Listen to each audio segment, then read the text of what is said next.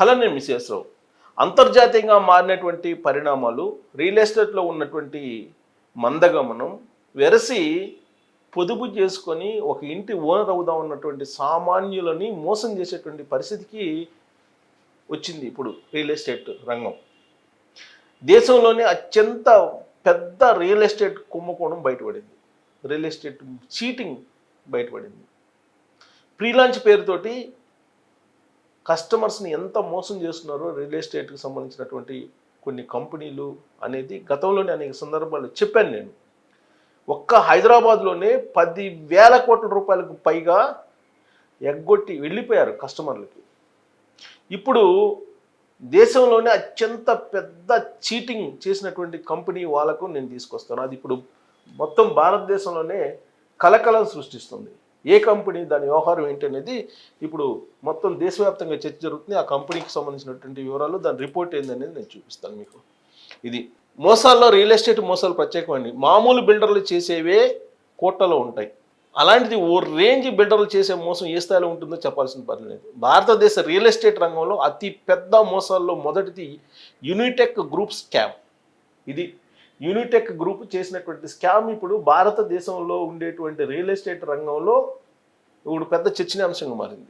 Enforcement directorate ED దాఖలు చేసినటువంటి chargesheet ప్రకారం కంపెనీ ప్రమోటర్లు సంజయ్ చంద్ర, అజయ్ చంద్ర కొనుగోలుదారులు ఆర్థిక సంస్థల నుంచి 16,000 కోట్ల రూపాయలు సేకరించి 7,794 కోట్లను వ్యక్తిగత ఉపయోగాలకు మళ్లించారు. ఇది వినియోగదారుల నుంచి కానీ, లేదంటే బ్యాంకుల నుంచి కానీ, ఆర్థిక సంస్థల నుంచి కానీ 16,000 కోట్ల రూపాయలు తీసుకుని దాంట్లో సగం వాళ్ళ వ్యక్తిగత అవసరాలకు మళ్లించారు. ఈ ఫండ్స్ బినామీ కంపెనీలు, విదేశీ ఆస్తులు, మనీ లాండరింగ్ కార్యకలాపాలకు వాడారు. సో మైటాస్ వ్యవహారం బయటపడింది. అంతకుముందు సత్యం కంప్యూటర్స్ మనం చూసాం 2009లో. ఆ 2009లో సత్యం తిరిగేస్తే మైటాస్ అని వస్తుంది. ఆ సత్యం ఫండ్స్ 4,000 కోట్లని మైటాస్కి తరలించడం కారణంగా ఆ సత్యంను మూసేసుకోవాల్సిన పరిస్థితి, బోర్డు తిప్పాల్సిన పరిస్థితి. సేమ్ ఇలాంటిదే ఇప్పుడు యూనిటెక్ గ్రూప్ కూడా ఈ స్కామ్కు పాల్పడింది. యూనిటెక్ గ్రూప్ ఒకప్పుడు భారతదేశంలోని ప్రముఖ రియల్ ఎస్టేట్ కంపెనీలో ఒకటిగా ఉండేది. 2008లో ఢిల్లీ, ఎన్సీఆర్, ముఖ్యంగా గుర్గావ్, చెన్నై, ముంబైలో భారీ స్థాయిలో రెసిడెన్షియల్ ప్రాజెక్టులు ప్రారంభించింది. ఇవి హై ఎండ్ అపార్ట్మెంట్లు, విల్లాలుగా ప్రచారం చేశారు. కొనుగోలుదారులు అడ్వాన్సులుగా కోట్లాది రూపాయలు చెల్లించారు. కానీ ప్రాజెక్టులు సరిగా పూర్తి కాలేదు. దీనికి కారణం ఫండ్స్ను ప్రమోటర్లు వ్యక్తిగత ఆస్తులు కొనుగోలు చేయడానికి, విదేశాలకు మళ్లించడానికి ఉపయోగించారు. సైప్రస్, కేమన్ ఐలాండ్స్కు 2,000 కోట్లకు పైగా అక్రమ బదిలీ చేశారని చెప్పి ఈడీ తేల్చేసింది. ఈ మోసం వల్ల 29,000 మందికి పైగా నష్టపోయారు. డబ్బులు కట్టిన వాళ్ళు 29,000 మందిని ముంచేసేది ఈ కంపెనీ.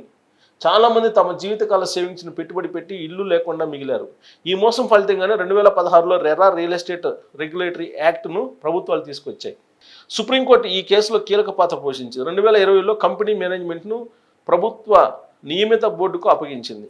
ప్రాజెక్టులు పూర్తి చేయాలని ఆదేశించి ఈ స్కామ్ రియల్ ఎస్టేట్ రంగంలో రెగ్యులేషన్లను మరింత కఠినం చేసింది. అయినప్పటికీ ఏం జరిగింది, ఇంకొక న్యూస్ చూపిస్తాను. అయినప్పటికీ ఏమైంది, మన హైదరాబాద్ని తీసుకుంటే అంత కఠినమైన చట్టాలని అది చేసిన తర్వాత రెరా ఏర్పాటు చేసి దానికి కొన్ని చట్టాలను తీసుకొచ్చినప్పటికీ కూడా హైదరాబాద్లో ప్రీలాంచ్ పేరుతోటి దాదాపు 10,000 కోట్లకు పైగా ఎగ్గొట్టిపోయినటువంటి వాళ్ళు ఉన్నారు. ఇప్పుడు నగరానికి ఇరువైపులా, హైదరాబాద్కి ఇరువైపులా 50 నుంచి 100 కిలోమీటర్ల పరిధిలో వాటర్ కానీ, విద్యుత్ కానీ ఇవేమీ లేకుండా ప్రీలాంచ్ పేరుతోటి తక్కువ ధరకే మేము మీకు ఇళ్ళు ఇస్తాము, ఫ్లాట్లు ఇస్తాము, విల్లాలు ఇస్తామని చెప్పేసి చాలా కంపెనీలు మోసం చేస్తున్నాయి. అన్నీ కాకపోయినా చాలా కంపెనీలు మోసం చేస్తున్నాయి. ప్రముఖ కంపెనీలే ఇవాళ బోర్డు తిప్పేటువంటి పరిస్థితి ఉందని చెప్పి గత 4 రోజుల నుంచి వార్తలు వినిపిస్తున్నాయి. టాప్ మోస్ట్ కంపెనీలు, టాప్ 20లో ఉండేటువంటి కంపెనీల్లో 2 కంపెనీలు డోల్ డ్రమ్స్లో ఉన్నాయి హైదరాబాద్లో. ఇది సోషల్ మీడియాలో వైరల్ అవుతున్నటువంటి న్యూస్. ఇది ఇక్కడ చూడండి ఎలా వీళ్ళు ప్రీలాంచ్ పెడతారో. రియల్ ఎస్టేట్ పేరట ఓదరు కొడుతూ ప్రచారం, భూమి యజమానులతో ఒప్పందం చేసుకుని ప్రభుత్వ విభాగాల నుంచి ఎలాంటి అనుమతులు తీసుకోకుండానే ప్రీలాంచ్లో కొనుగోలు చేస్తే తక్కువ ధరకే ఇస్తామంటూ నమ్మబలికి కోట్లలో వసూలు చేస్తున్నారు. ఆ డబ్బే భూమి యజమానికి కట్టి ఆ తర్వాత అనుమతుల కోసం ప్రయత్నం చేస్తున్నారు. అనుమతులు రాకపోయినా భూ యజమానితో వివాదం తలెత్తిన ప్రాజెక్ట్ ఆగిపోయి ప్రీలాంచ్లో బుక్ చేసుకున్న వారు రోడ్డును పడుతున్నారు. మోసాల విలువ 10,000 కోట్లు. ఇప్పటివరకు హైదరాబాద్లో జరిగినటువంటి మోసాల విలువ కనీసం 10,000 కోట్లు, 10,000 కోట్ల పైనే ఉంటుంది. సాహితీ, భువన తేజ, జేజే ఇన్ఫ్రా, జేవీ బిల్డర్స్, జయ గ్రూప్ వంటి చిన్న పెద్ద కంపెనీలు ప్రీ లాంచ్ ప్రాజెక్టులు చేపడుతున్నాయి. కోకాపేట, నానక్రామ్ కూడా financial districts, Kollur, Narsingi, Nizampet, LB Nagar, Narsingi, Puppalaguda, Tellapur, Shamirpet, Adibatla ఇలా హైదరాబాద్లో నలువైపులా ఈ ప్రాజెక్టులు ఉన్నాయి. ఇలాంటి వెంచర్లు కనీసం 100 వరకు ఉంటాయి. నగరంలోని 3 కమిషనరేట్ల పరిధిలోనే రియల్ ఎస్టేట్ మోసాల విలువ దాదాపు 10,000 కోట్లు ఉంటుందని పరిశ్రమ వర్గాలు అంటున్నాయి. రియల్ మోసాలకు గురైన వారంతా పోలీసులను ఆశ్రయిస్తున్నారు. ఇటీవల కాలంలో ఇలాంటి ఫిర్యాదులు ఎక్కువ అయ్యాయి. దీంతో రియల్ ఎస్టేట్ మోసాలకు పోలీసులు దృష్టి సారించారు. నిందితులపై డిపాజిటర్స్ ఆఫ్ ఫైనాన్స్ ఎస్టాబ్లిష్మెంట్ చట్టం కింద కేసులు నమోదు చేస్తున్నారు. ఏం చేస్తారు? కేసులు నమోదు చేసి కొన్ని వేల మందిని ముంచేస్తున్నారు. కేసులు నమోదు చేస్తారు, పోయి కోర్టులకు వెళ్తారు, జైల్లో కొన్ని రోజులు ఉంటారు, బయటకు వస్తారు. వాళ్ళు డబ్బులు కొన్ని వేల కోట్ల రూపాయలని వెనకేసుకుంటున్నారు.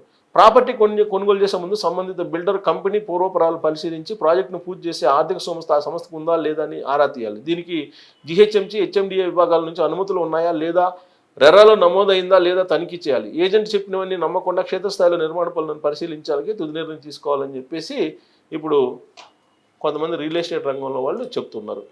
సో చేతులు కాలేక ఆకులు పట్టుకున్న చందంగా అవేర్నెస్ కల్పిస్తున్నారు. అవేర్నెస్ ఎంత కల్పించినప్పటికీ కూడా ఏజెంట్లు ప్రమోట్ చేస్తున్నారు. ఈ మధ్యకాలంలో సోషల్ మీడియాలో రియల్ ఎస్టేట్ గురించి విపరీతంగా ప్రచారం చేసేవాళ్ళు ఉన్నారు. రకరకాల బోగస్ సర్వేల పేరుతోటి బోగస్ సంస్థలు సర్వేలు చేసినట్టు చెప్పి ఇదిగో దక్షిణ ప్రాంతంలో పెరుగుతుంది, ఇదిగో పడవర ప్రాంతంలో పెరుగుతుంది, ఇదిగో ఉత్తర ప్రాంతంలో పెరుగుతుంది, ఇదిగో కోకాపేటలో పెరుగుతుంది, ఇలా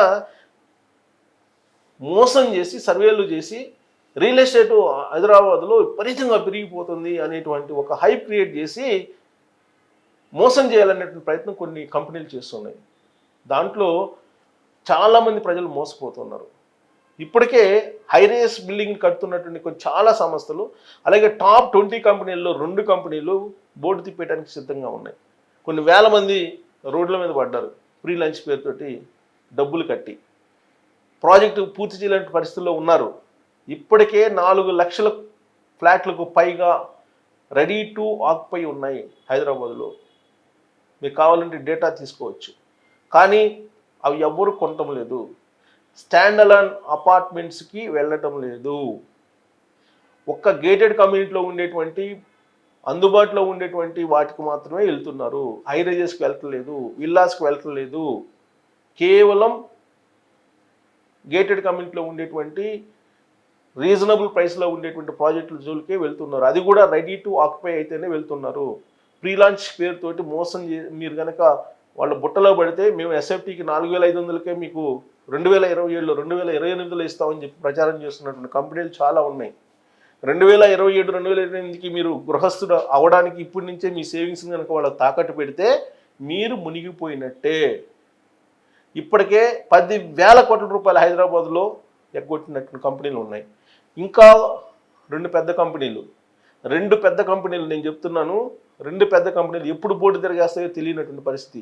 వాటి పేర్లు నేను చెప్పదలుచుకోవట్లేదు, కానీ ఇప్పటి వరకు టాప్లో ఉన్నాయని చెప్పి అంటున్నారు కదా. ఇప్పుడు ఆ రింగ్ రోడ్ చుట్టూ ఉన్నాయి ఆ ప్రాజెక్టులు, ఆ కంపెనీ ప్రాజెక్టులు. వాళ్ళు ఎప్పుడు బోర్డు తిప్పేస్తుందో తెలియదు. సత్యం కంప్యూటర్స్ కన్నా అద్భుతమైనటువంటి సత్యం కంప్యూటర్స్ సంస్థ కన్నా అద్భుతమైనటువంటి కంపెనీలు ఏం కాదు కదా ఇవి. సత్యం లాంటి కంపెనీనే రాత్రి బోర్డు తిప్పేసింది. ఇవి కూడా ఈ 2 కంపెనీలు కూడా నేను చెప్తున్నా, వాళ్ళిద్దరూ ఒక అతను ఆధ్యాత్మికంగా తిరుగుతూ ఉంటాడు ఒక స్వామి చుట్టూ, అతను డోల్ డ్రమ్స్లో ఉన్నాడు. అలాగే ఇంకొకళ్ళు దేవుని పేరు చెప్పి వాళ్ళు కూడా మోసం చేస్తున్నారు. ఈ మధ్యకాలంలో బాచుపల్లిలో ఆ వెంచర్ని యాక్చువల్గా హైడ్రా కూల్చేయాలి, కానీ కూల్చేయకుండా మేనేజ్ చేస్తున్నారు ప్రభుత్వాన్ని. ఆ కంపెనీ కూడా బోర్డు తిప్పేసే పరిస్థితిలో ఉంది. సో అది కూడా టాప్ కంపెనీ.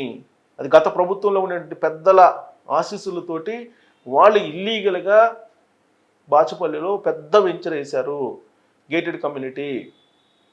సో ఇవన్నీ కూడా బయటకు వస్తున్నటువంటి క్రమంలో బోర్డులు తిప్పేసి వెళ్ళిపోయేటువంటి పరిస్థితులు చాలా కంపెనీలు ఉన్నాయి.